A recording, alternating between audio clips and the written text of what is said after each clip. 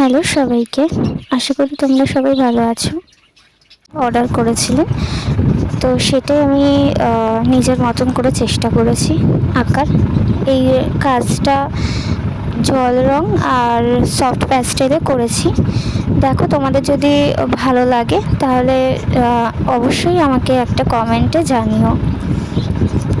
পুরো কাজটা দেখো, দেখলে তাহলে বুঝতে পারবে।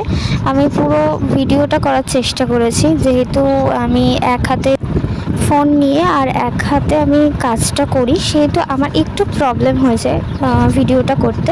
তবুও আমি চেষ্টা করেছি একটু তুলে ধরা, যেহেতু সবাই এখন ভিডিও করে সুন্দর সুন্দর। তো আমারও দেখে ইচ্ছা করলো, একটু চেষ্টা করলাম আমিও যে একটু যদি আমিও ভিডিও করতে পারি আর তোমাদের কাছে তুলে ধরতে পারি, তাই আমি একটু ভিডিও করার চেষ্টা করেছি। দেখো, তোমাদের যদি ভালো লাগে তাহলে আমাকে অবশ্যই জানিও। আগে আমি বেস কালারটা তোমার ওয়াটার কালারে করে নিয়েছি, দেন আমি সফট প্যাস্টেল ইউজ করেছি, ঠিক আছে। আর তোমরা দেখতেই পাবে বেশিরভাগটাই আমার সফট প্যাস্টেলে শেডটা আনার চেষ্টা করেছি আমি, যেহেতু সফট প্যাস্টেল সহজে খুব সুন্দর করে ব্লেন্ড হয়ে যায়, যার জন্য এই রঙটা দিয়ে আমার কাজ করতে খুব ভালো লাগে।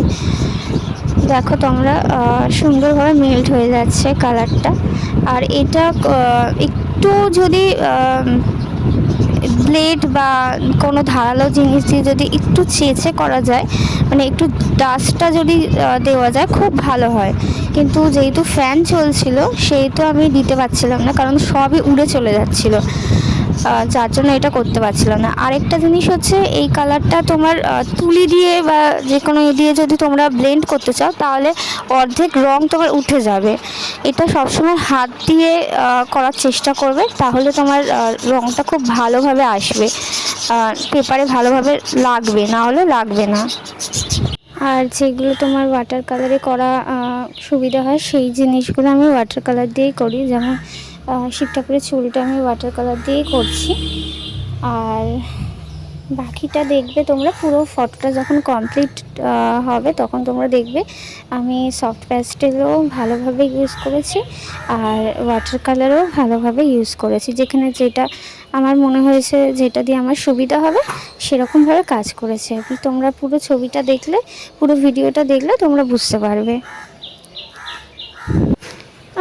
যেই দিদিটা আমাকে অর্ডার দিয়েছিলেন এই কাজটা করার জন্য, সেই দিদিটার তো খুবই পছন্দ হয়েছিল কাজটা।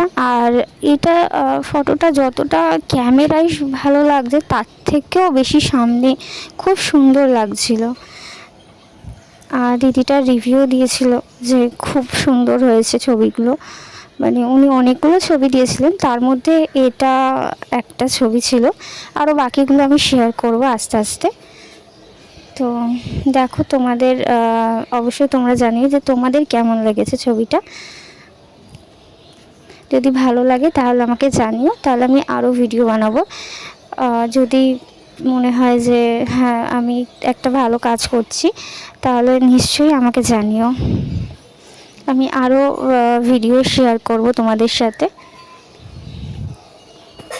আমি আগেও অনেকগুলো ভিডিও শেয়ার করেছিলাম রিলসের মাধ্যমে।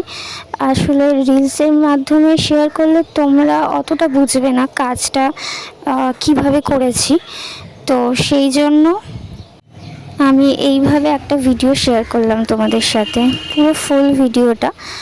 আর একটা কাজ করতে ধরো তোমার মিনিমাম 3 ঘন্টা 4 ঘন্টা লাগে, সেটা আমি 5 মিনিটের ভিডিও 6 মিনিটের ভিডিওতে দেখানোর চেষ্টা করেছি তোমাদের সাথে।